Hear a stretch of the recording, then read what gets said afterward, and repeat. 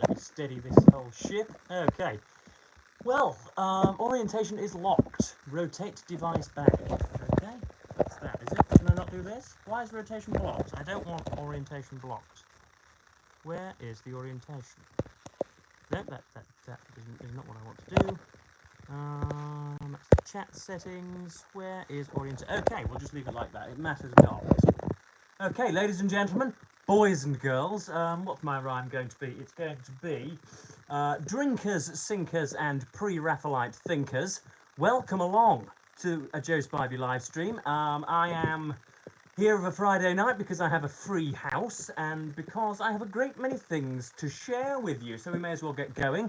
I do hope you get flurrying in as quickly as possible because I've notified you a couple of hours ahead of time, and so there are absolutely no excuses for my minions. So that there will be endless difficulties as there were last time. I remember last time I did this, I was Courtney's Corner says your volume is a bit low and there is a weird buzzing sound. Okay. I will endeavour to help that by. I'm actually going to remove the cover. I'm going to remove my phone cover. Is that any better? Is that any worse? Is that awful? That might well be because I am blocking things. I might be blocking the sound bar with my stand. I don't know, but yeah. Please do comment with any issues. Things are bound to go wrong. This is one of the most fallible ways to record yourself on the internet. But yes, very little has been set up, and no effort has been put into this setup whatsoever. So things are bound to go wrong. But I have been writing like an absolute madman today. I have done 9,000 words in 5 days now, and I did an extra 1,500 words today. I think maybe even more, 1,800 words I did today, and so I have been, very much enjoying my writing and finding that it is both a bane and a boon, and a very, very pleasurable thing, and a sort of a very, very enervating thing as well when the words simply do not come. So please do let me know if the volume is atrocious. Then I can probably pack in because I don't really know how I am going to remedy that. But yeah, so I've been writing in longhand as per usual. T the goat says hi, to which I'll reply hi. Olivia Kelly says cute, and that is. What is that? That's a reference to my aesthetic prominence, and I don't like that. Also went myth says volume okay, but buzzing still there. Well, I think the buzzing is going to have to be putten up with. It's going to have to be tolerated. Buzzing, yeah, I don't know why it would be buzzing. If I do this, is it still buzzing? Does the buzzing end? Because I think it might be what the device is lent on. I don't really know. But you might just have to cope with the buzzing. That's Olivia Kelly telling me it was a compliment. I'm very aware of that, but I don't like to be obscenely sexualized on the internet. That's for Hinge and Tinder. Which brings me on to another topic that I want to discuss actually, because for very, very strange reasons indeed, I have been screenshotting some of the prompts that I've been sending women on dating apps. It might be something in the room. There is absolutely nothing in the room. It's quiet as a mouse in here. There's no drilling going on in this bedroom for once. So it's nothing to do with the room. And if it's beyond your tolerance, then you can always bugger off, I suppose. Are you going to get the stories published? Yes, there is a publisher who's interested in them already. They were interested in my first one. And have encouraged me to complete the 80,000 word manuscript, so I'm hard at it doing that. But yes, back to Hinge. I've been, as I say, screenshotting some of the prompts that I've been sending women on Hinge in an attempt to perhaps maybe put them into a montage for your delectation on YouTube at some point. So I've been doing that, and I have an idea about doing that at some point. Maybe recording it tomorrow. I've got something like 40 screenshots of some of the scintillating prattle that I employ on Hinge. So I'm sure that will be of interest both to the bookish people amongst you, and indeed to those who would like to learn a little bit more about my dating life. Jack says hi. Hello, Jack. Thankfully, this time now that now that the stream is in portrait, I can actually the comments are immortalized almost. It's brilliant. Usually, last time the comments were really rather skittish, and you couldn't. I couldn't see one comment for more than about 3 or 4 seconds. So somebody would ask me about Angolan perfume or about Dickensian gargoyles in Great Expectations, and I would have all of 4 seconds to read and answer it before the next punter was pushing up.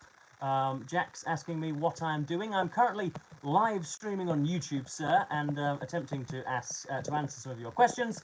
I'm sipping some water. I'm raking a hand through my hair. I'm doing all the things as per usual. Courtney's Corner. How is your reading going? Still in a dry spell whilst writing? Yes. I usually use Will Self's excuse. He always says that when he spends 5 or 6 hours a day balancing a seal on his nose, the last thing he wants to do in the evening is watch a seal balance a ball on his nose, on their nose. And so yeah, there's something about performing the practice which somehow inhibits your ability to watch the practice. It's strange. Olivia Kelly, he's way over the top with his knowledge on life. Are you British, Jack? Yes, I am British. Yes, he's way over the top with his knowledge on life. Well, I've lived a hectic one, and so that'll be why. Yes, I'm not a philosopher, even though I'm wearing a turtleneck. So that's nice. Courtney's Corner, I totally get it. When you've done a lot of writing, it can get a little too much. Yes, it can indeed. Olivia Kelly, how old are you? I am 20. Christ, I've got to think about that. 22, but soon to be 23 in about 3 weeks' time. Jack says same. I'm British. Bloody hell, that's good. That's good. There are, I think, 65 to 70 million of us, so the odds of us colluding at some point are high. Courtney's Corner, Olivia, why are you being like this? If you don't like it, leave. Goodness me, we've already got contretemps in the comments. Olivia Kelly, 4-year age difference. How preppy? Okie dokie. There's a 4-year age difference between me and yourself, or what? And I believe preppy is an adjective that I've swallowed on many occasions, and I'm happy to do so live again. There is something of a dispute going on between 2 women in the comments. It was only a matter of time, wasn't it, folks? Has it snowed your way? Courtney's Corner asks.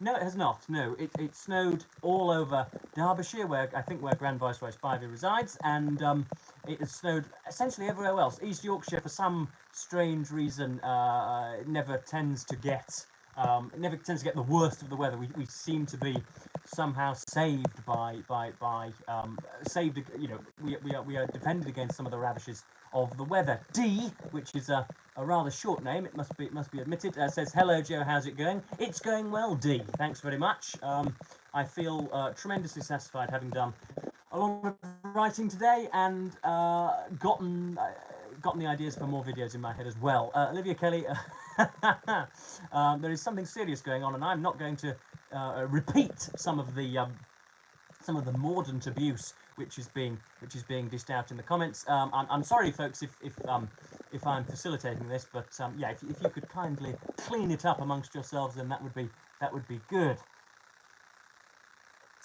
So let us ignore the bickering cats, shall we, folks, and yeah, discuss something which I've wanted to talk about for some time. Whilst I've been writing, there have been some days where, at the time of writing, I have been, Natalie O'Doherty said, saved by the Gulf Stream from the snow and the cold. Yes, perhaps.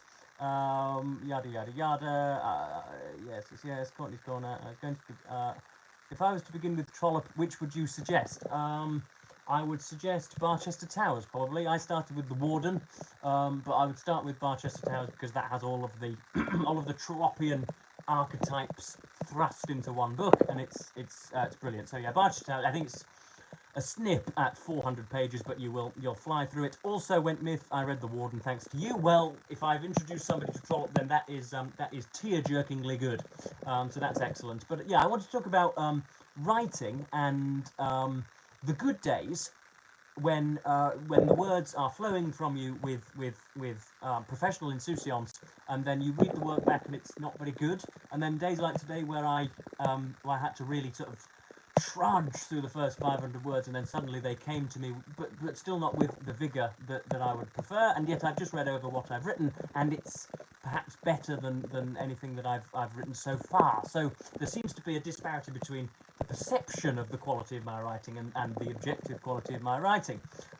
So I guess I'm asking if any of you experience this. Perhaps you experience this in your professional life when you think that you're slow behind the desk, and yet you realise by 4 p.m. that you've hit all your goals.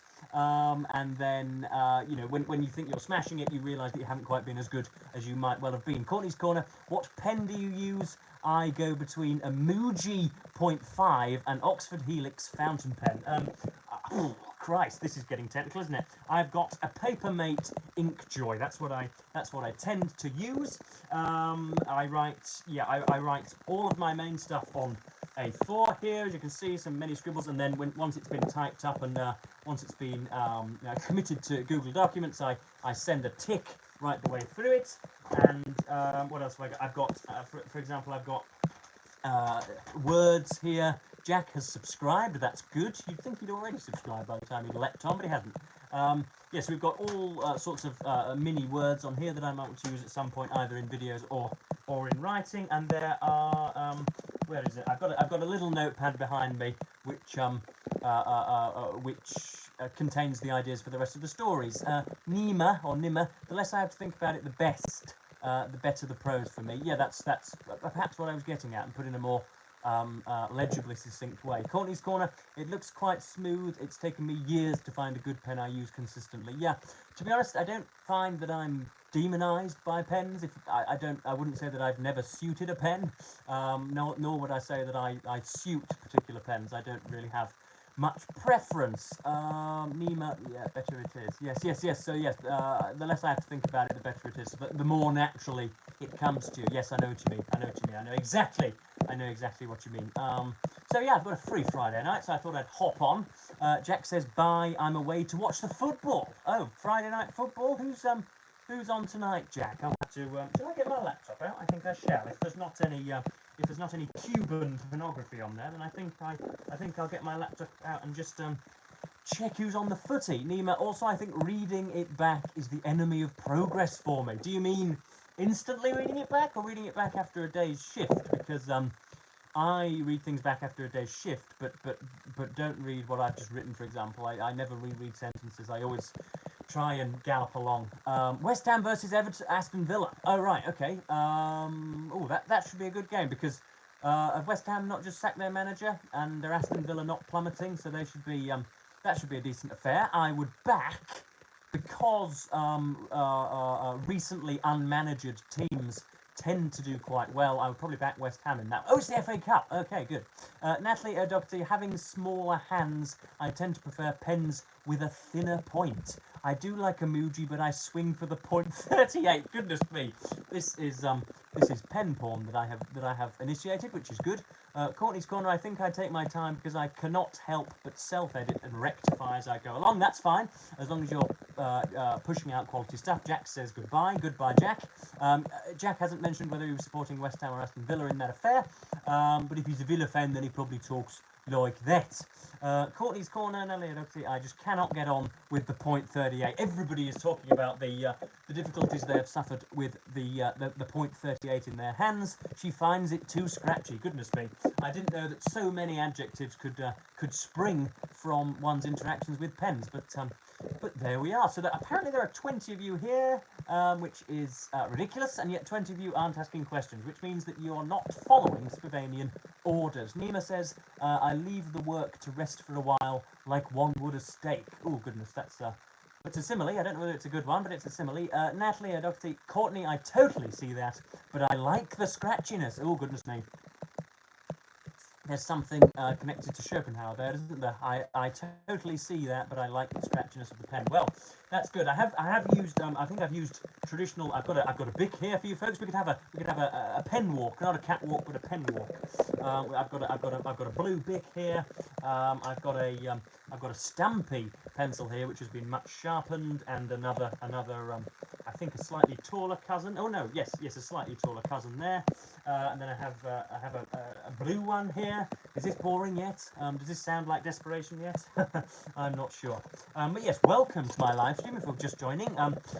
It was pointed out to me that I'd better do these on a Friday or a Saturday night when the world is most people's own, and their hours are their own, and so they can feel at liberty to pop on and speak to Joseph Edwards, so that's jolly good. Leah Isamolia, I wanted to continue watching a documentary about civilization, capital C, and what is meant by the term. However, you are streaming. Oh my God, favourite pen. This is a secret. Why in God's name is everybody asking me about pens? I'm currently using the Papermate Inkjoy, and that is probably the last question I will answer on such a thing. So if any of you are coming new, do not ask me about pens, because I will metaphorically hurl you through the room. But yes, I'm using a Papermate Inkjoy. I don't know why this is perhaps a subject of which is what should we say, loaded, freighted with such interest, but it would appear to be.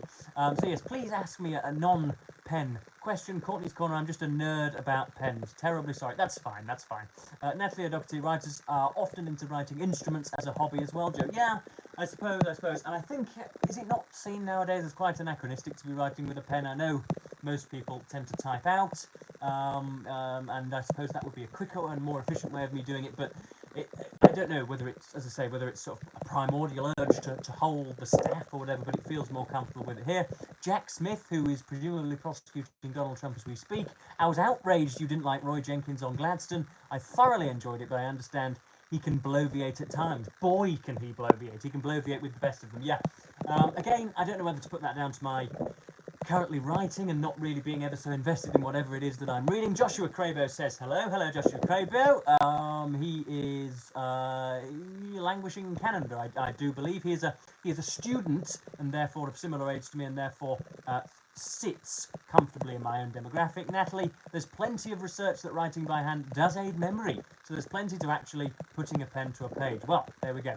The voice of God, I believe, or the voice of wisdom, seeing as we're all atheists here. Courtney's Corner. I think writing by hand gives you the opportunity to play rather than seek perfection. I personally love a mind map. Well, yes, I'm sure we all love a mind map. Leah Isamolia, why Friday night stream? Will you go to a party and stream so that we can all enjoy? No, I will not. No, you need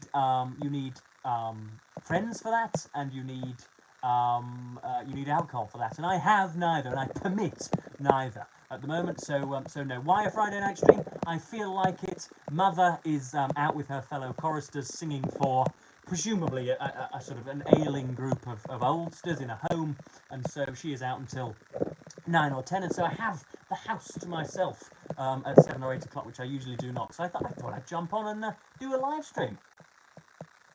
That's why.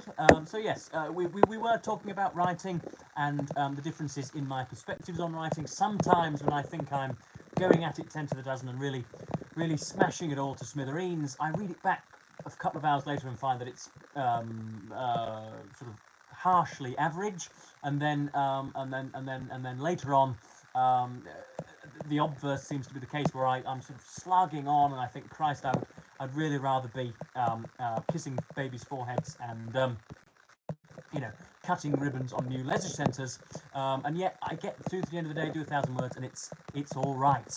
Natalie O'Doherty, Jack Smith, I still hold personal gripe with Joe being so harsh on Dostoevsky. We'll never let that go. Yes, well, as soon as Fyodor starts to up his game and produces decent books, or translators start to work with me in mind, then I'll probably like it. Marina Zorsi, that is one hell of a good surname. Hello from Italy. Do you follow a TBR list, or do you just pick a book to read in the moment? Hello, Marina, a watery, aqueous girl, I'm sure. Yeah, hello, Marina. I do follow a TBR list, but not very faithfully. I make them so as to shove content out into the ether, but very seldom do I follow them book by book and title by title, because I can I suppose I am what the neologists would term a mood reader, and so find myself ferreting off into different realms at different times. Courtney's Corner, what I find is that the work an author hates the most is usually what is popular with their readers. That would be a very interesting study to follow up on. That would be good, wouldn't it? That would be fun.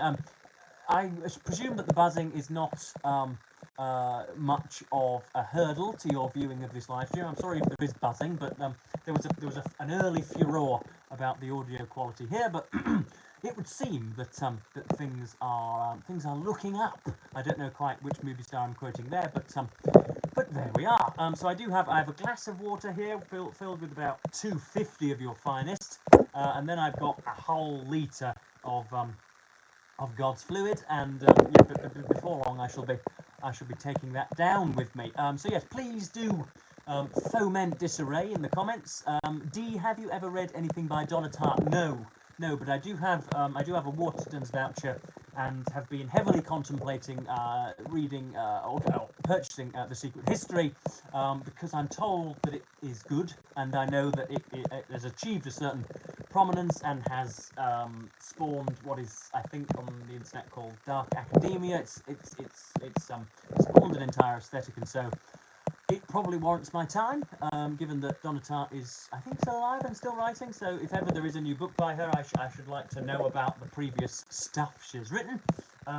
So yeah, I haven't, no, but I'm told that it would both suit me and would do me good to read it. So no, I haven't, but I knew what she is capable, and I could pick her out in a police lineup, but I haven't read The Secret History just yet, no.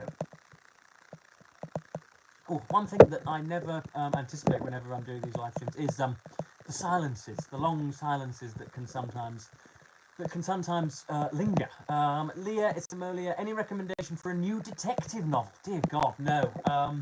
No, I've really in that genre. I've only read Agatha Christie, and so I couldn't give you any decent recommendations. I don't think. This is a new position. I'm usually sat.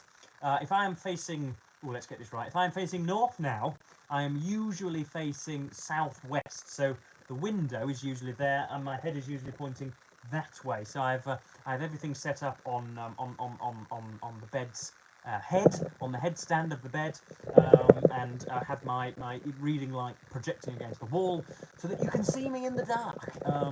So yeah, and I'm finding the phrases are coming spiffing from the tongue even at this hour. So yeah, I'm happy and comfortable, and would like some more questions, please, folks. There was I think Courtney and a girl whose name I do not recognise were having something of what can only be described as a cat fight in the comments below. And so if we could have something similar soon, that would be nice. Acrylica Qualia, that's a Latinate name. Have you any opinion on the criticisms of Camille Paglia? Nope. I've never heard of Camille Paglia. So no, I haven't read her criticism or indeed read her name. Courtney's Corner, are you a listener of Radio 4? I particularly enjoy their literary broadcasts. I would like to say so, but I don't really tune into the radio much. I listen to James O'Brien's show on LBC between 10 and 1, as you would expect from my plum-throated, centre-parted, sort of leftward political disposition. But no, I don't really listen to anything on Radio 4. I do listen to Melvin Bragg's In Our Time podcast, which is on Radio 4 Live and then is converted to Spotify later. I do listen to that. So Radio 4 would be if I had a car and I had a 6-hour journey in front of me down to Torquay or something.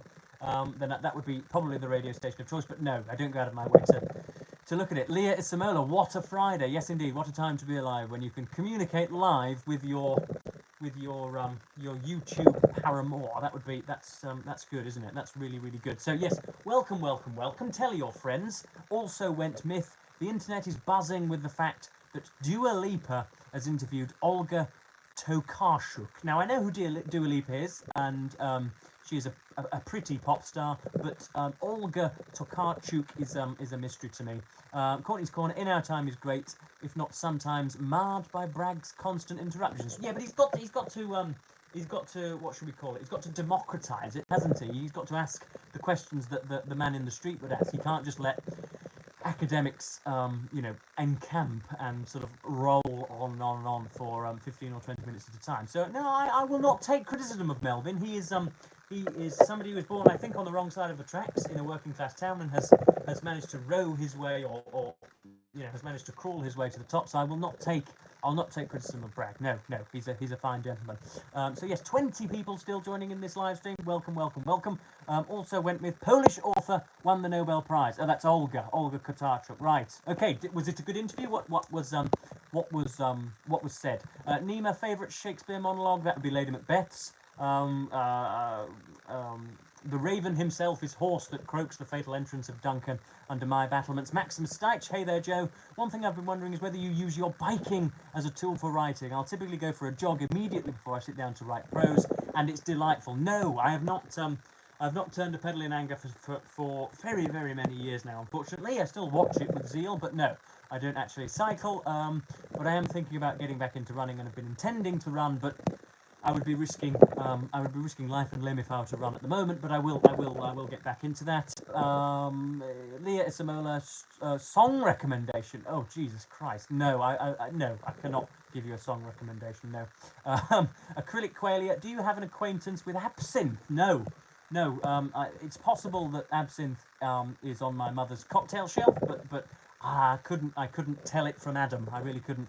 Joshua Craver, any monologue by Hamlet is my favourite. Yeah, I like Hamlet. I think that it's popular because it gives pretentious males the advantage to play a self-indulgent lead. So that I think that's why it's popular. People like myself who love the sound of their own voice and have been told that they are slightly pretty and little intelligent, pounce on the role, and that's why I think it's important. I don't actually think it's his best play, but there we are. Marina Zorsi, do you ever listen to audiobooks? I've tried, but I cannot concentrate if I'm driving or whatever, so I prefer the physical book. No, I don't listen to audiobooks. I listen to a lot of podcasts, but no, I don't think I've ever listened to a transcript being read out for longer than about sort of 25 minutes when somebody does a monologue on Radio 4 or Desert Island Discs or whatever. I've never downloaded an audiobook, nor would I ever intend to do so. It's not reading, but it's not altogether without value either. It's just I think it's a separate thing that needs to be taxonomized appropriately. So yes, we've got 20 viewers. We've been going for 26 minutes. That does shock me because the time has flown, as the proverb would have it. So yes, if you want to ask questions, please do so. Keep the chat vibrant, because any semblance of structure has left me completely. Courtney's Corner. Speaking of Shakespeare, I have my eye on Don Patterson's criticisms of the sonnets. Okay, well that's good. I have the sonnets here. Goodness me, this is good, isn't it? I have the sonnets here, and obviously this is in a fine Oxford World Classics copy, and its general editor is Stanley Wells, and I think he does. Does he do an introduction? Oh no, it says it's edited by Colin Burrow, and then there must be an introduction. Yeah, introduction. Shakespeare the Poets. Who has written this? Tell me quickly who has written this. No, there's commentary on Lucrece, Venus and Adonis, and the sonnets. But yeah, who was that you looked at? Don Patterson. Right. Okay. D. What is your favourite Dickens? You must be pulling my peer there. Let me just pop this there. My favourite Dickens is, I think it's a Tale of Two Cities, I would imagine. Courtney's Corner, I'm partial to a Pelican edition of Shakespeare, but for other classics, Penguin Black or Oxford World. Yeah, I like Oxford World. I think their covers are better if we're to get awfully pictorial for a short time, but no, I think I prefer the look and the feel, whatever that means, of a Penguin classic. Also, Went Smith, oh yeah, did you read Bleak House? No, I didn't, no. It was part of my January 20, my 11 classics that I will read in 2025, so hopefully I'll round its corner one day and embark on it. I've read the first 2 pages a few times and been not disgusted, but not sort of enlivened either, so I'll get to it at some point. There is some canonical obligation there. Nima, thoughts on Peter Hitchens? Now that, ladies and gentlemen, is the type of question I am looking for. That is a fantastic question. I find myself agreeing with Peter Hitchens on about 75% of things. So the actual criminalisation of mind-altering and harmful drugs in this country, because believe it or not, they are they are legalized de facto in this country. Unfortunately, if I were minded, I could go and smoke marijuana and inject heroin, and nobody would be any the wiser, and nobody would care. But I feel that Peter Hitchens is a little obsessed with the sort of the Blairite school and the supposed hyper-liberalisation of society nowadays, and I don't think he's gone in nearly as heavily on Donald Trump and the mad curvatures of the new right, of the online woke right, and I think he invites and keeps some dodgy company at the moment, but his writing's great, and he's one of the few people for whom it can be safely said that all of his political convictions come from a good place rather than from an almighty grift. Joshua Crabo, anyone have any recommendations for beginning with Dickens? I've never read anything by him. Oh, right, so now you're talking to different people. That's not allowed. Nima, he's so interesting. Yes, he is. Acrylic Qualia, in a recent video you offered an explanation for unexpected noises. 3 Burmese prostitutes purring and stewing in the next room. Did that line bubble up from your mind, or did you pluck it from, I assume they mean thin air? I plucked it from, well, no, about 30 seconds before clicking the camera on, I thought, well, there is a bit of bumping. What can I attribute it to? And I thought I'll say Burmese prostitutes. But so I do have occasional small sections just sort of glued in my mind, but never, heaven forfend, do I have anything written down. Acrylic Quail, yes. Did you pluck it from other source? No.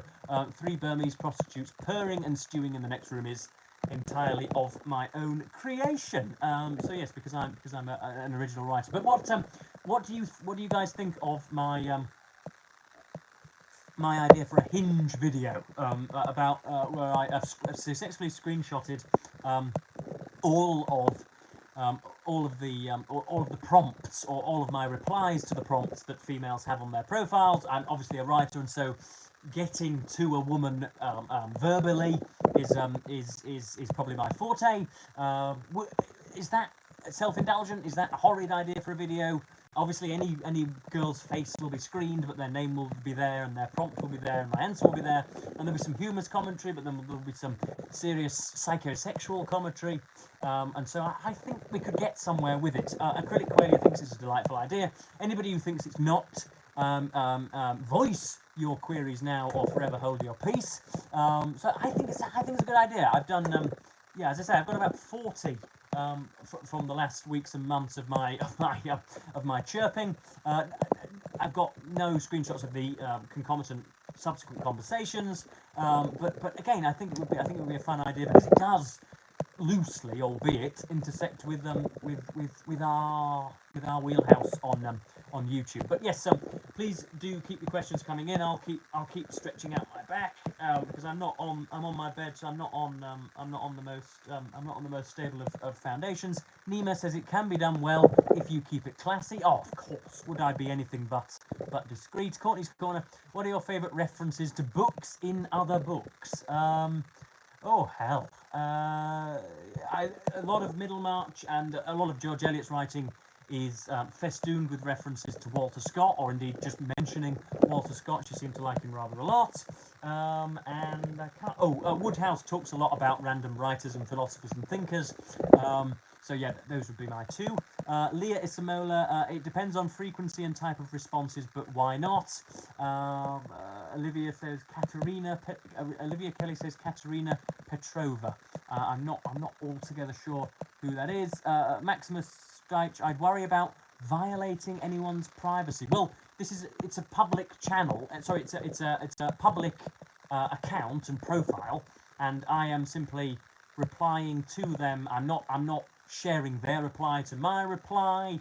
I'm not showing their faces. I'm only showing their names. Olivia Kelly says the Vampire Diaries books. Okay. I don't know whether it is violating anyone's privacy. I mean, Christ, it's a good point to raise. If my channel gets bombed as a result, then I shan't embark on it. But I don't think it can be viewed in that way, because their profiles are public to an extent, and so I might even just cover their names and their names as well as their faces, so as to secure complete anonymity. But I don't know, I think it's a good idea. I think we need to see shirtless Spivey again. Again, that's just obscene objectification, Joshua, and I will take none of it. Leah Isamolia, why should someone read classics in 2025? Because they have risen via whatever means to the top, because they are the best and the most worthy and warrant rereading, and they are, as I say, what have survived over the very many years of of difficult publishing. Nima, any interesting political predictions for the next year? Donald Trump's invasion or naturalization of Canada. Julian, random question, but what's your favourite perfume? My favourite cologne, dear sir, would be a bottle of Sauvage Dior Elixir, not the stuff worn by paedophiles and buskers, but the elixir, the proper stuff, the older stuff, advertised by Johnny Depp when he's shoveling stuff in the desert. Courtney's Corner, I think you may run into some problems by taking things outside of the app. The app itself acts as a kind of shield. Yeah, it's just dawning on me that might be a problem. I don't know. It doesn't strike me as a problem. Maybe that's just because I'm such a that's because I'm such a mercantile sod, and will do anything for some views. But yeah, if there is any problems, then maybe we ought to consider that. But that's a damn shame, given that I've spent quite a few months screenshotting every single one of my, or quite a few of my responses on Hinge. So yeah, I thought that was a stonking idea, and some of you have okayed it and honoured it, but some of you have not, and I thank you for that. I thank you. But yeah, that comment about shirtless spider from Joshua Crevo is not something we need to revisit. I did that in summer when I was doing a special satire on it wasn't Popular BookTube, it was vloggers, wasn't it?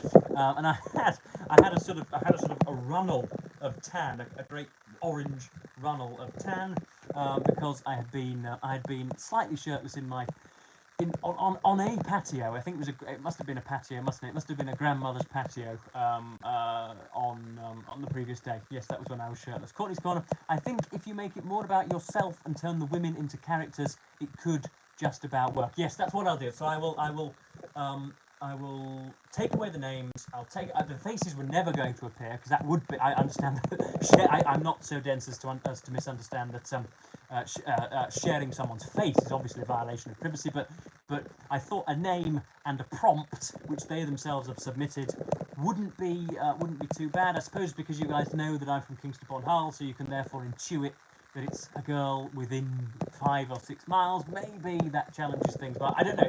It's complicated, isn't it? It's good that we're having this out.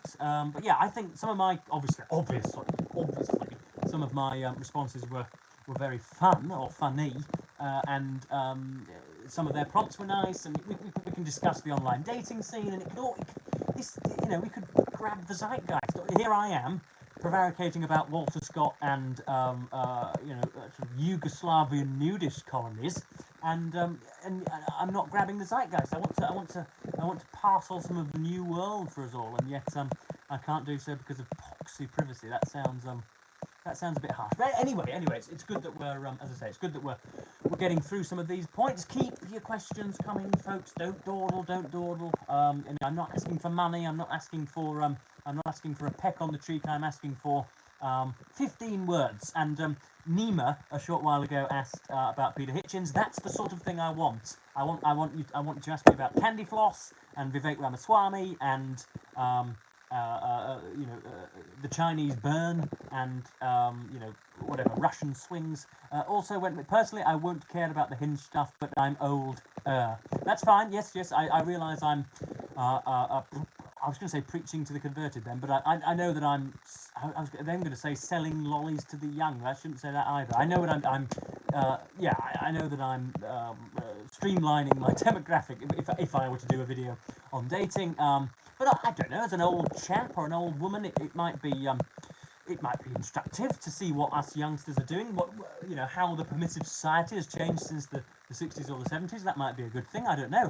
But yeah, keep the questions coming, random things about crustacea or wheelbarrows or turtlenecks or my past, my sclerotic past and sprawling present, or it should be sclerotic present and sprawling past. But yeah, ask away. Tell me.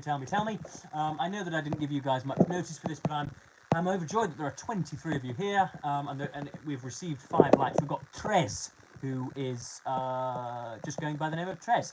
What are your thoughts on Susan Sontag and her diaries? Have you read a monumental biography of her by the brilliant Benjamin Moser? No, I have not read anything of Susan Sontag, nor her diaries, nor have I read the monumental biography, unfortunately, but add it to the mental list.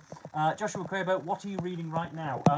I have read, this afternoon, I have read one section of Romeo and Juliet, which is a chick flick set in an Italian town, written by who was it? Written by Edward de Vere in probably 1612 or something like that. Sorry, 1512. Yeah, it's not bad. It's a little bit basic and doesn't use as complex a set of dialogue as I would like. But yeah, that's about it. So I think it's got what's it got? Romeo and Juliet. I've not come across it before, and I just found it in. I found it in my collection and thought I'd give it a go. Also went with, has anyone read Sontag's historical novel, The Volcano Lover? So curious. Leah Isamolia, what does, Isamolia, that's right. What does the picture on your wall present? Collections of pictures or something else? Yes, that is a present. That was years and years and years ago. Mum collated pictures of me cycling. Shall I bring it down? Yes, I think I will. Okay. This is riddled with danger, but here we are. We have, yes, a year in the life of a budding pro cyclist. That is the oh my god, that's the what's written on the tag there. So there we have young Joseph leaning on what is a bike box. You pay quite an extortionate sum. You pay about 100 sterling for one of those things, and that allows you to take it abroad, and it prevents any crushing. That is in a winter training session. What else have we got? We've got another thing from a winter training session there. We've got me racing alone, inevitably in front of everybody else, I should think.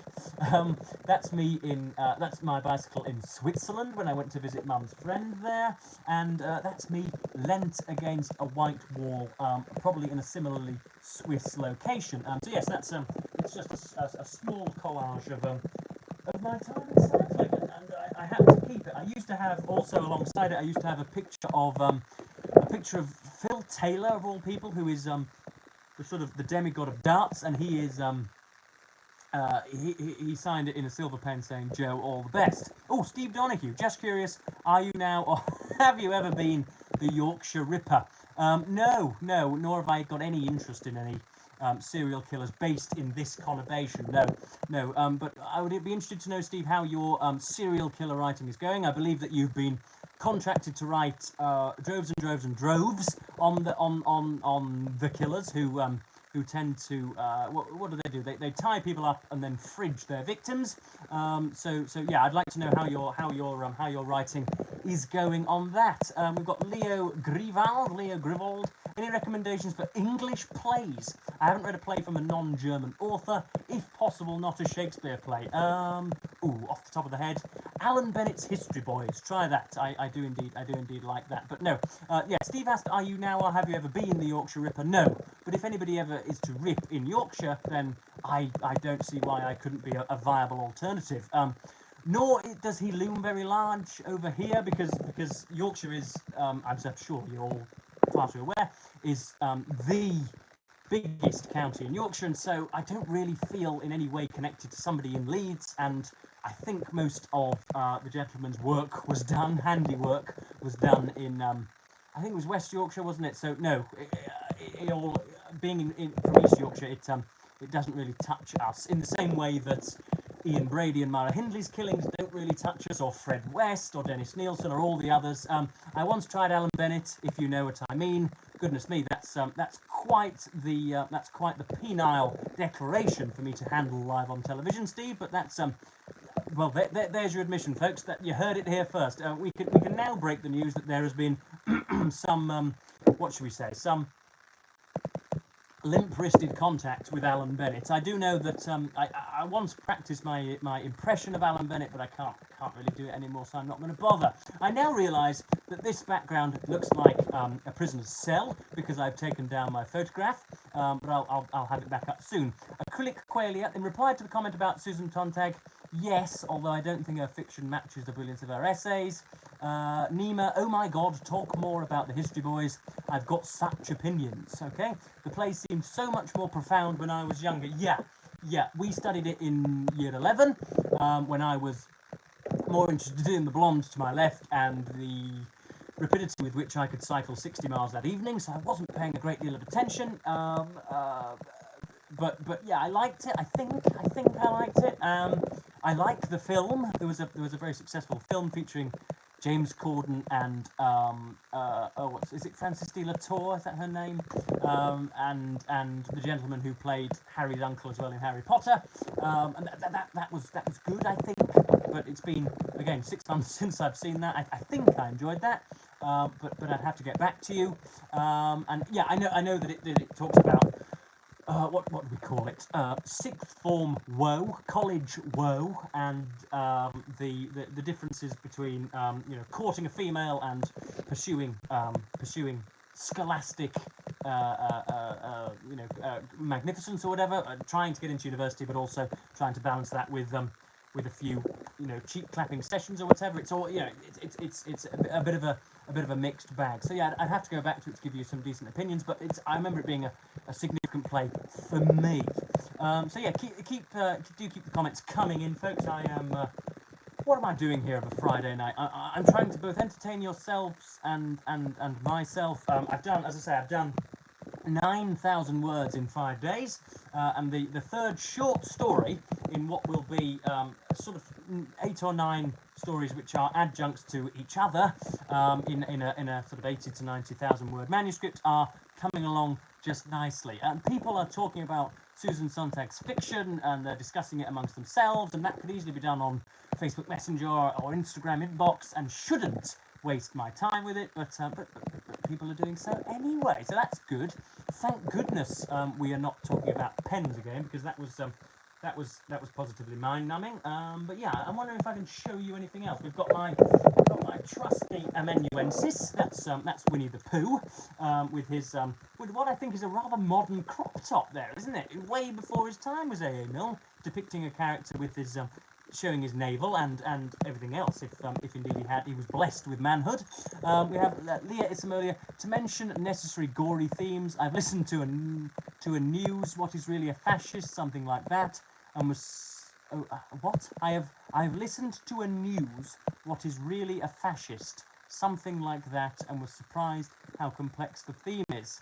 We've got people talking about random stuff. Gloria Wondrous, Rising Dam favourite character. It has to be Rupert Rigsby. It has to be Rigsby, the main landlord and provocateur and raconteur and miser. I think he's a prejudiced miser, but there's good buried deep within his bosom. Do men have bosoms? I'm sure. If they don't, then well, I'm sure they do in the 21st century. But yes, there is good in his bosom, as I say. So yeah, my back's beginning to hurt, even though I'm of a young age, and that shouldn't be occurring. Jane Tremery, do you keep a list of books you have read or want to read, or use an app, or do you just pluck them off your bookshelf? The latter, absolutely the latter. Nima, dead or alive, 5 dinner party guests. Lord Byron, Martin Amis, Tom Brady, no, not Tom Brady, Jay, that's a ridiculous thing to say. Vladimir Ilyich Ulyanov, Mr. Lenin. Got to have a woman there, haven't we, I suppose. George Eliot, and oh goodness, why can't I find a 5th person? Maybe a sporty person. Luke Littler, the newest dance star. There we go. Courtney's Corner. I don't recall if you've spoken on them, but what do you think of the Brontes? I have spoken on them. I've read Wuthering Heights, I've read Jane Eyre, and I've recently read The Tenant of Wildfell Hall, which I didn't record, unfortunately, because it happened over Christmas, and because I was bombing to Derbyshire and bombing back, I didn't really get much chance. But I messaged Hannah at Hannah's Books. I emailed her and asked for her opinion, because there's a lot of scholarship about Charlotte Bronte, who was the senior Bronte, somehow not really publicly inveighing against Anne, but doing something to lessen the significance and sort of dampen down her work. And I asked if there was any meat to that bone, whether there was any gristle to that argument, and she said no. But yes, I like most of what the Brontes did. I thought The Tenant of Wildfell Hall was a bit priggish and a bit strange. do men like that really exist? Do men of that tyrannical nature really exist in, or did they exist in Victorian societies? I'm not sure. It seemed a bit much. It seemed a bit almost Dickensian in its depiction of gargoyle characters. Leah Ismalia, so what makes someone a fascist is a theme that I find a bit interesting, and I will probably look additional content on it. What do you think of veganism? Every time I think of it, I resolve to be a vegan because I think, I think it's the work of 10 minutes to demonise the use of animal products and to really, you're essentially just apologising for torture, aren't you? When every time you munch into a burger, and yet I do so on a near daily basis. It's part of the moral fight towards perfection that I employ nearly every day. So yes, veganism is a good thing for the world. It is unnecessarily demonised online as the practice of whey-faced, really sort of scaly, cadaverous fools, when in fact I think it's a laudable way to go about it. Charlotte treated her sisters terribly. This is Courtney's Corner. It is known that she thought Emily strange. Okay. Courtney's Corner, they all had their faults, with Emily beating their dog. Is that a euphemism? But Charlotte was quite snobbish in comparison to her sisters. Well, after you've written Jane Eyre, you've a right to have a few airs in society, haven't you? Jack Smith, again, the Trump prosecutor. Have you looked into what philosopher Peter Singer has said about veganism? No, but I know that he wrote Animal Liberation, and to be honest, I daren't read it because I know that I'm probably going to have to give up the patty after that, and no matter how they get to my plate, they are jolly delicious, aren't they? Hot dogs and burgers, and so I need to, I suppose I need to reassess my position on it, Joe, otherwise I'm going to be posthumously cancelled. Imagine if I get 7 or 8 brilliant books out and then somebody somewhere realises that I once ate a steak, and as a result am considered morally obsolete in 2193. That would be terrible, wouldn't it? Xander says hello. Hello, Xander. Courtney's Corner, no, she did beat the dog. His collar is in the parsonage. Again, that could be, said the bishop. His collar is in the parsonage. Jean Tremeri, have you ever read books in another language? No, because I am stoutly monoglottal. I did a little bit of Italian in lockdown, but never quite got the hang of it. The words just kept failing me. And can you imagine having my vocabulary skills and not using them on a daily basis? No, that's strange. It would infantilise me to start learning it. Of course I've got to do it at some point, but no, I never read in a different language because I can't, and isn't that shameful? I hear that Dutch is jolly close to English, and so I might start with that, or something else which is Germanic or whatever, but no, I don't know. Summon body. Is this man having a breakdown or on drugs? Neither. And are you a rude and fickle twat? Because if you are, then I would like that declared now. I am on neither drugs nor am I undergoing a breakdown. I'm just talking to my friends on the internet, and if you're going to be so frightfully rude, then I am going to have to forcefully remove your gonads when I come to fascistic power in Great Britain. So, yeah, if you'd like to continue to insult me, that sounds jolly good, but you're going to end up completely fucked, brother. That's what's going to happen. Joshua Crabo, I think veganism in practice can be good. Yes, it can. Sometimes the pretentiousness that can come along with it is annoying. Yeah, I understand. People give themselves some sort of personality with veganism, don't they, when they put it in their bloody profile. That is rather annoying. Summon Body said sorry. That's good. So long as we recognise our faults, we can move on. I'm glad I asserted myself. Corny's Corner. Charlotte couldn't fathom how Emily wrote Wuthering Heights given her solitude, but among the Brontes, their brother was most interesting. Branwell's chair is still at the Black Bull in Haworth.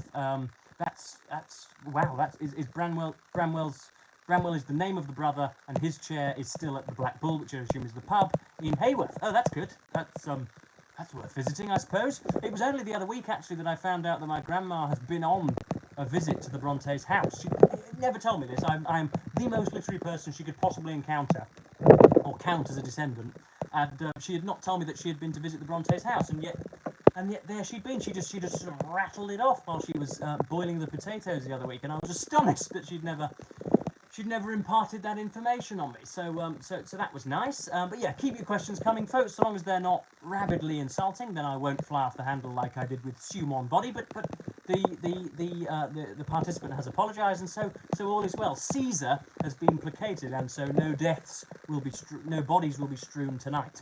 Courtney's Corner. Yes, he is their brother. He suffered alcoholism, oh dear, and was kind of banished from the house. It is commonly theorised that he was the inspiration for Heathcliff. Well, doesn't that answer all sorts of questions? He suffered from alcoholism. It seems to be a common thing, doesn't it? We think that many of the Victorians were rather straight-laced and zipped up, and really rather, were essentially just prudes, abstinent prudes, and yet we realise that they were pounding and swilling with the ferocity that we do in the 21st century. Therese, how is it going with turning your calling as a writer / critic / commentator into an actual paying job? Do you think it's even possible these days in the UK? It is. If you ride a wave like Miss Rooney has done, for example, or like Zadie Smith has done in the past, or any prominent writer's name, it's obvious that if somehow you become successful, that you can charge £1,500 for a morning's work. You can do it, but it's just punching into that. It's punching through that glass ceiling, I suppose. Courtney's Corner and a drug addiction. Oh dear me. Says, and if not, have you considered any alternative career paths? Well, I do have my career as an Anglo-Peruvian adult actor, but that's really starting to sort of pain the scrotum slightly, so I should really stop. Courtney's Corner. His portrait of the sisters is the only one we have. There has been some talk about the said portrait recently. All right, so that's very. You seem to know a lot about the Brontes, Courtney. How dare you know more than me on a particular subject? Also went myth. Speaking of drugs, have you read Burroughs' Queer? Have you seen the movie with Daniel Craig? No, but I've seen it advertised, and I've seen Mr. Craig swooned over on the Graham Norton Show, a popular chat show here in Great Britain. But no, I haven't seen that film, nor have I read the book. I haven't read anything about. I know a bit about Burroughs. I've seen the film Kill Your Darlings, with depicting Ginsberg and Lucian Carr and Burroughs as well. And so I suppose it would appeal to me. It's just the thoughtless hedonism of C-rate artists. So I'm not ever so interested in beats or that lot. Someone Body, should I read The Sickness Unto Death by Kierkegaard or The Outsider by Camus next? Please do not remove my gonads. Well, your gonads can rest quietly, Mr. Simone Body. I've never read either of them, and they both sound like works of philosophy, so they might be a bit tiresome. But I'm gonna, Peter and Paul, The Outsider. Read The Outsider. Joshua Crabo, any favourite movies, Joe? Interstellar, Over the Hedge, Paddington, Saving Private Ryan, Enemy at the Gates. That's about it. Those are 5 that I've enjoyed coming off of my tongue. Courtney's Corner. Ha! I've been an obsessive researcher of all sorts of facts my entire life. It's a side effect of my potential autism, undiagnosed as of yet. Well, I don't suppose the hunger after facts is indicative of autism, but if you want to get yourself checked, then all power to you, I think is the modern phrase.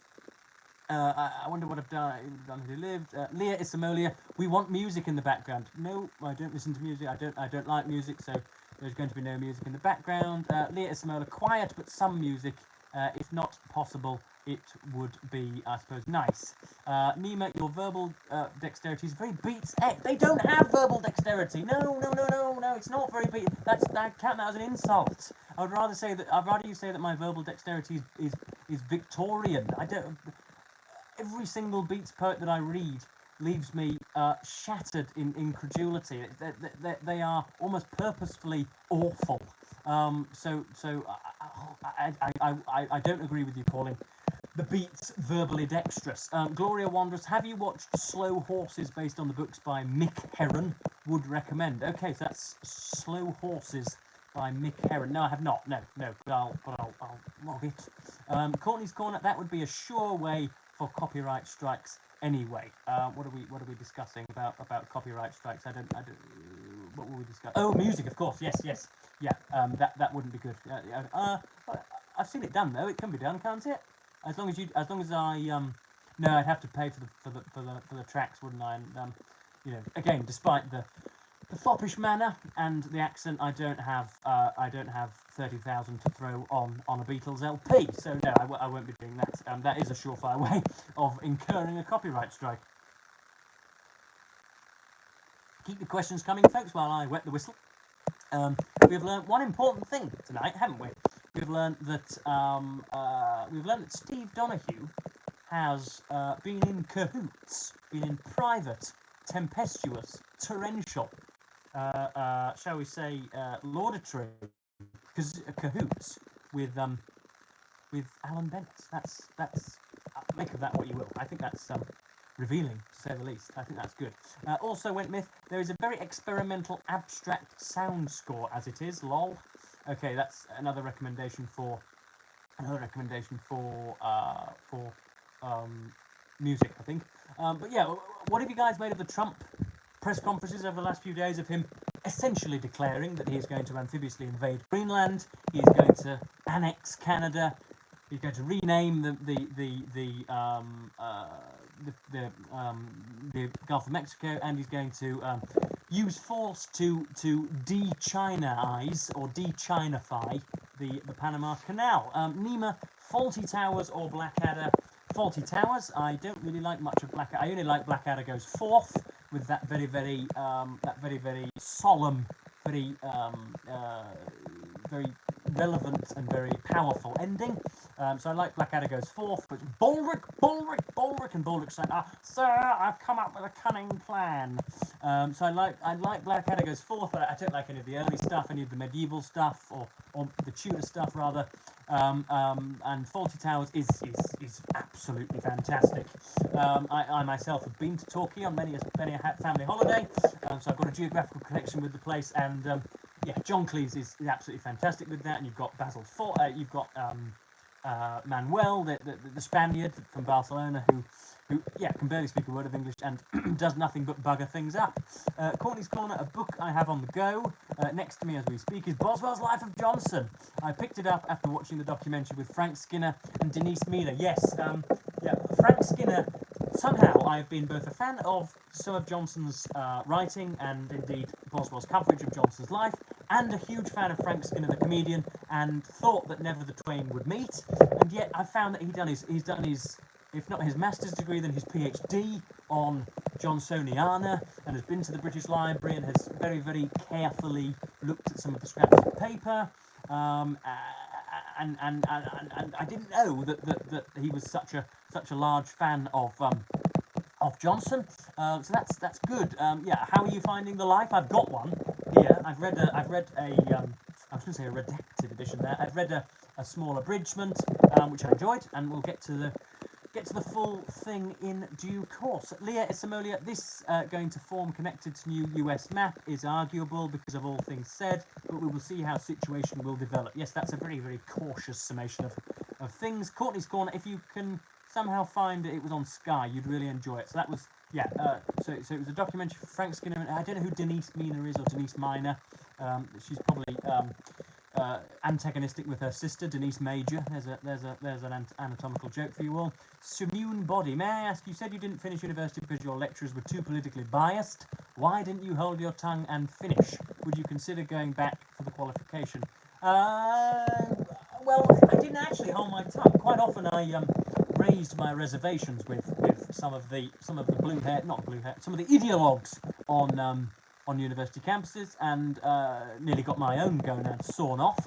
But why didn't I? So were you too politically biased? Why didn't you hold your tongue and finish? Well, I did it for too long. I held my tongue for 24 months and found that I didn't want to do that anymore, and have been proved correct in my early assumption that the procurement and earning of a degree would not move me any further up the employment queue. So far, my not having a degree in English literature has not prohibited me at all in acquiring a job. Not that I have had great success in getting a job, but none of them have required a degree, and so I think I was right to cut myself off when I did, but I would say that, wouldn't I? We always justify our decisions.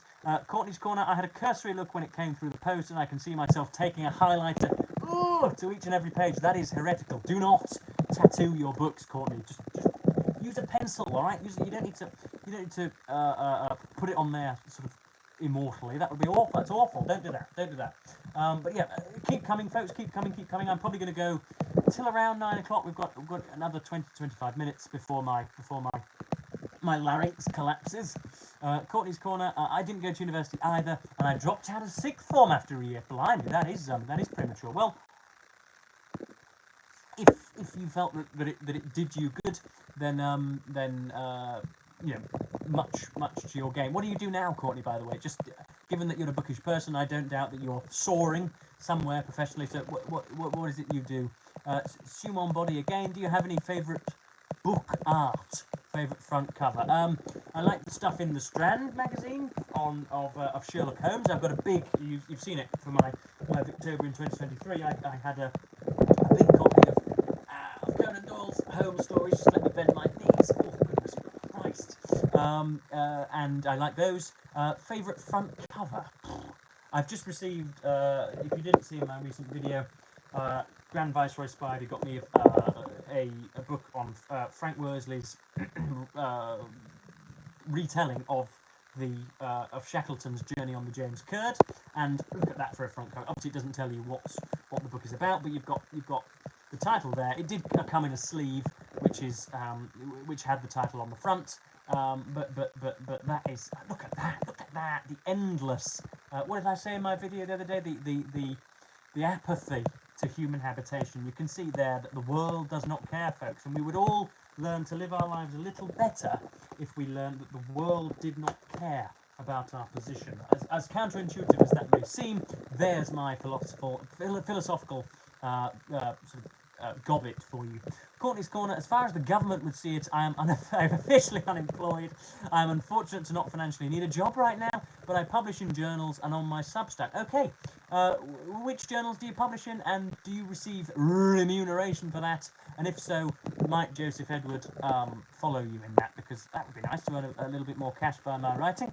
Maximus Stage. It will shatter the idea of a united and peaceful world. What the idea that the idea that the world doesn't care. Well, that's what Dostoevsky said, but no, I happen to believe you'll live a better life if you think that it's going to end in 85 years, or in biblically mandated 70 years and 10, rather than if you think you're going to be comforted in an ethereal paradise forever, so long as you cut your son's foreskin off and don't lie with another man.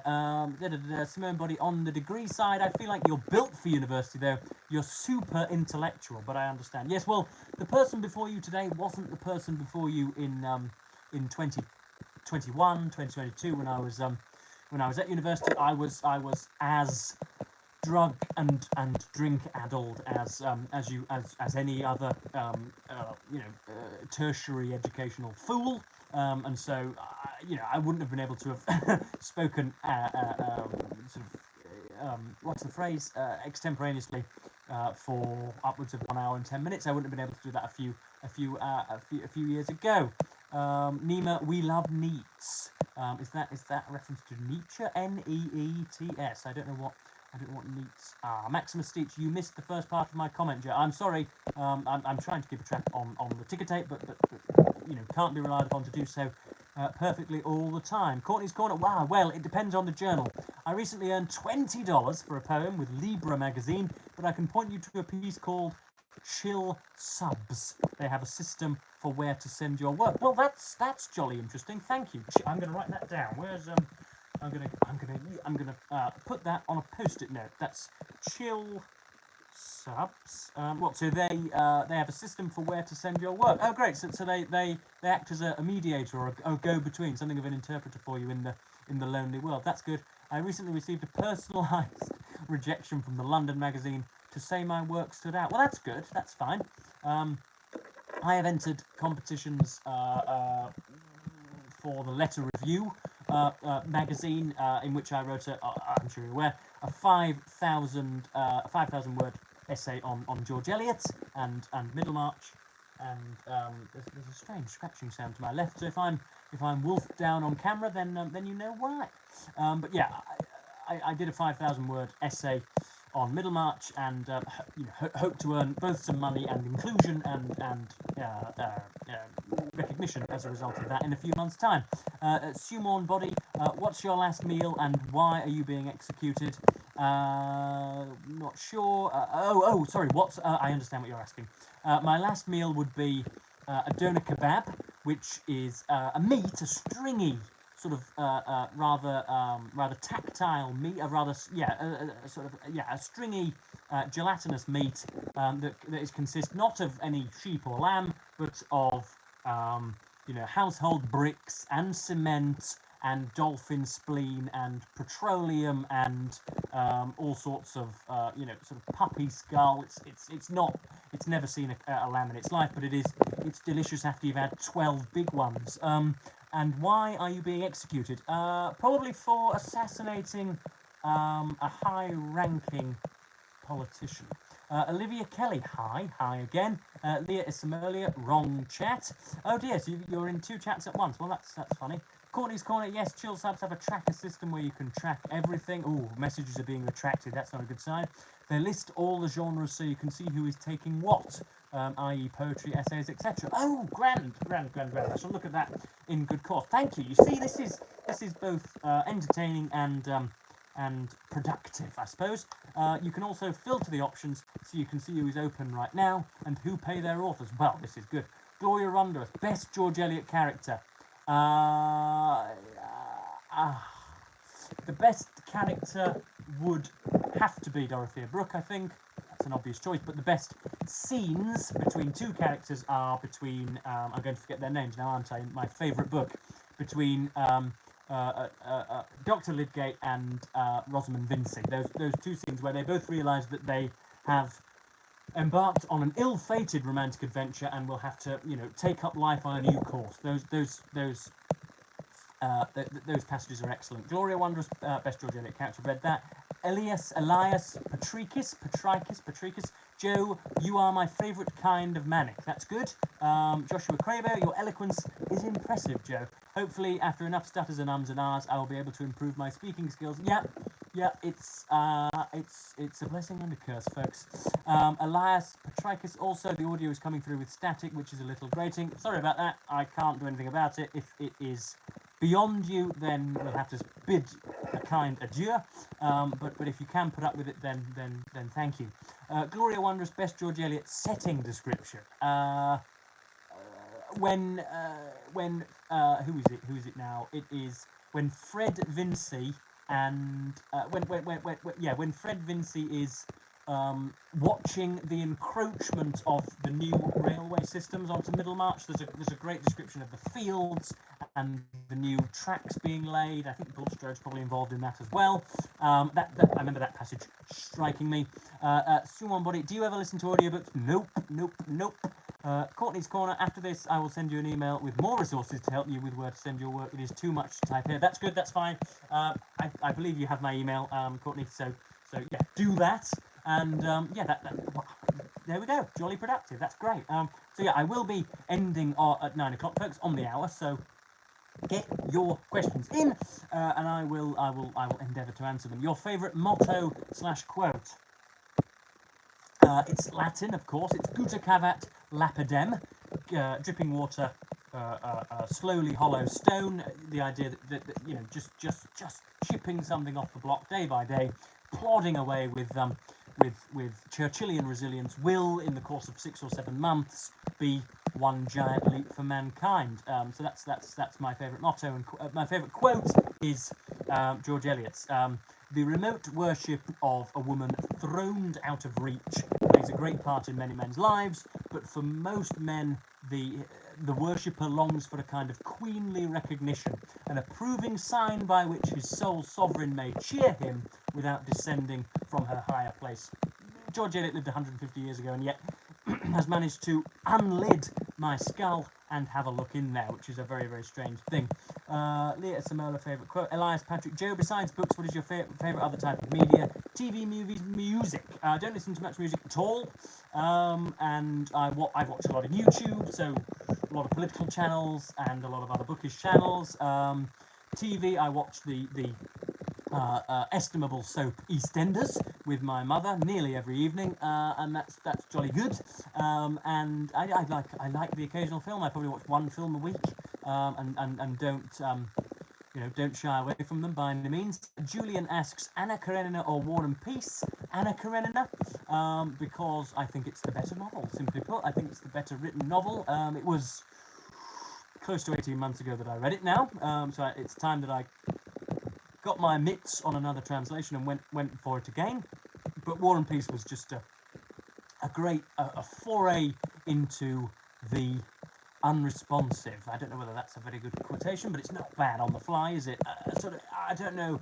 There seemed to be what I love about certain books. What I love about my favourite books is that you can intuit, you can sense that with certain pages the writer has spent a lot of time thinking about what they're writing, and with a lot of Tolstoy, a lot of Dostoevsky, a lot of the Russians, I think that they are just so frantically trying to get their vicissitudes down that they're not as artful as I would like them to be. And so both Anna Karenina and War and Peace suffer from that, I think, but here I am just chuntering from a sedentary position. They are canonical masters and shouldn't take any of my criticism anyway. Gloria wonders, my favourite setting are of the home and exteriors in Mill on the Floss, although I hate the general plot, especially the ending, yet the ending is pants, and a lot of the characters, but I do love Bob the Rat Catcher. Yes, yeah, I read Mill on the Floss at university, and it was tinged with Marxism and other revolutionary politics and politicking, but I still managed to enjoy it. Olivia Kelly, opinions on alcohol. I go through phases. I have not drunk alcohol for 2 days short of 11 weeks now, so I'm nearly 3 months without taking a single sip. Or I think there was a slight tip of Irish cream in my coffee on Christmas Day, but apart from that, I haven't touched a drop. And it does wonders for the mind. I'm told that wine lubes the thought processes, but I've never known that to be true. And I enjoy going out and getting battered as much as anybody else, but it's not good for. It's not good for the dopamine system. It's not. I'm trying not to sound like Chris Williamson or Andrew Huberman, but I am a little bit of an abstinent person at the moment. And really, I think we all know that we should drink alcohol to an absolute, keep it to a minimum. So I have chosen to swear it, not forevermore, I don't think, but yeah, it's to drink to excess constantly is definitely a sinful activity. Watch The Substance 2024. It's positively mind-bending and jolly good. So that's The Substance. Okay, that's another recommendation that I'll write down. Sumon Body, congrats on 3.5k subscribers. Oh, we got there.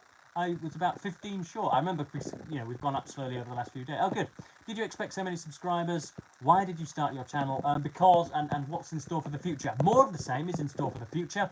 I did not expect loads and loads. I didn't expect much more than 1,000, and then I didn't expect 2,000 or 3,000. And because I go through these periods of stagnating, I just think that's I've reached my ceiling and my peak, and that nobody else will be bothered, and that's fine.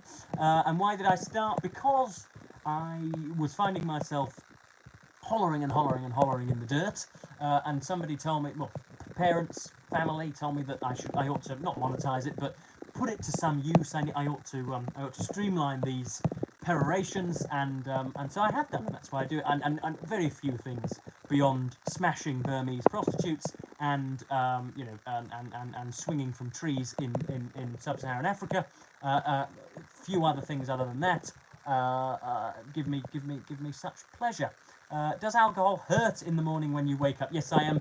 Me and Grand Viceroy are big sufferers of hangovers. When I was at university and I was chugging on a weekly basis, on a near nightly basis, in fact, I got a little bit better, but I was always the worst. Whenever we'd go out and get jolly smashed as a quintet or whatever, I would be the latest up and would be the groggiest the next day. Leah Isamolia, your critique should be acknowledged. It is your perspective on works of authors from different countries whose style of writings, customs, etc. differ a lot from British, so it's not surprising it's not that popular. Well, yes, you say that, but people whose criticism I adore and whose words I cherish absolutely love War and Peace. Steve Donoghue uppermost among those people. He says it's possibly the best book ever written, and yet I wouldn't put it in my top 50 books ever written. I ever read. I really did. I think I actively disliked it. I respected what it was doing and enjoyed entire passages of 50 and 60 pages, but yeah, found it to be a largely unrewarding slog. Leah Isamolia, last movie you have watched. What was the last movie I've watched? Me and Mum watched Paddington over Christmas and Home Alone over Christmas, both 1 and 2. And didn't find Kevin McAllister all that convincing, but he's only 4 in those films, so we can't expect the world.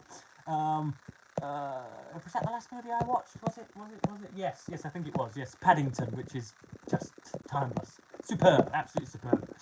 Keep the questions coming in, folks. We've got 8 minutes until Joe Spivey disappears for the small future. I do, as I say, I've been contemplating doing a Hinge video, and a few of you have stalled me in those tracks, but I don't see why I shouldn't. Sumo and Body, what questions haven't we asked which you'd like us to? That sounds like something that Sir Arthur Street Greebling would be asked. That's a self-consuming question, so I'm not going to ask me about anything. Ask me about anything at all. I can't possibly envisage a question that you might ask, because then I'd be thinking of an answer in the process of asking it. So no, I'm not going to do that. So speaking of which, what's your fave in the manosphere? That's a good question. This is the type of stuff we want. Rogan, Huberman, Friedman, or Dr. Jordan Baltasar Peterson. Is that his real name, or are you being funny? I don't know. Not Rogan. Lex Friedman, of all the people that not cheered Trump, but all the people that had Trump opposite them in the election podcasts, he was the person who, to his credit, tried in a meek and milquetoast way to at least access some of Trump's ridiculous behaviour during, the insurrection of January the 6th, and many of his other meritless prevarications and hatred spewing over the course of the 2020 election. Friedman was the only person that really tried to get at the heart of the issue and actually genuinely cared, but was still, as I say, still milquetoast, still meek, and so. But he always sounds like he's had a lorry load of marijuana, doesn't he? So I can't say him. Huberman is a little more intelligent, but knows what he's doing. And Jordan Peterson is beyond the pale, because he thinks that Tommy Robinson is a political prisoner, when in fact he is a vile racist who should be stripped of all liberty. Gloria Wondrous, what is the next Trollope novel you have lined up to read? I don't know. I've just read He Knew He Was Right, and it was very, very good, but didn't thrill me. So I think it might be rereads, or it might be... I haven't read the last few of the Barchester series, so we've got... what have we got? I think we've got The Small House at Allington to read. I think that's about it. And then maybe some more of the Palliser novels. But yeah, my throat's beginning to hurt, so I think I might call time very quickly. But yeah, it's been jolly fun having you folks. You've got we're on 81 minutes, so I'm going to go on to 83. So you've got 90 seconds to ask a really, really, really pertinent question, or, as I say, forever hold your peace. And I need the toilet. Well, I could do to unburden my bladder.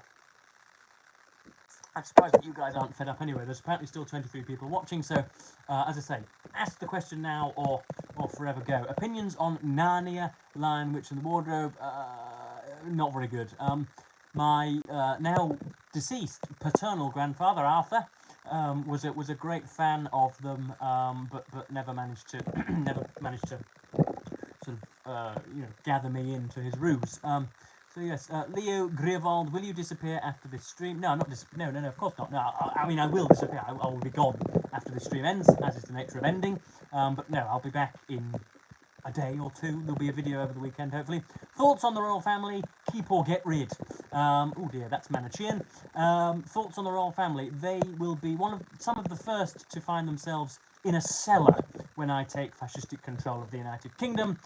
They will be bopped on the head and tied to a pole, and hungry rats will be funneled into their genitalia.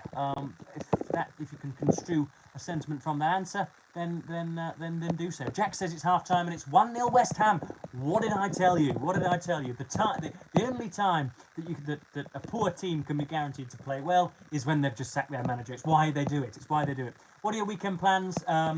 More Burmese sex workers, I should think. Leah Ismalia, favourite Tolkien novel? The Fellowship of the Ring. Gloria Wondrous, The Last Chronicles of Barchester is the best. Yes, I haven't read that. I need The Small House at Allington and The Small House Arlington and The Last Chronicles, and then I've done the Barchester series. Olivia Kelly, opinions on Harry Potter. Awful with a capital A. It's good that many people were introduced to reading that way, and I don't doubt that some people, hopefully anyway, some people have graduated from Potter to Trollope and to any of our canonical masters whom we venerate on a daily basis on this channel. But yeah, I didn't really read many of them when I was young. I wasn't caught. What I did read when I was young was Diary of a Wimpy Kid by Jeff Kinney, which I think is in its 15th iteration by now, so he's very popular. But yeah, we're approaching 9 o'clock, folks, so I'm afraid that's going to be it. I'm going to collapse if I don't stop now. But it's been jolly good having your company for the last half an hour. I think I just clicked across and that's me. But yeah, this has been great. Thanks, Joe. Have a good evening. Have a lovely weekend. Thank you. Thanks for the Q&A and leaving my gonads alone. What about David Williams' books? No, Joe, we love you. Enjoy the rest of your day. Okay, well, this is damaging for the ego, isn't it? This is just pumping me up. So yes, thank you ever so much, folks, and I will, as per usual, bid you adieu.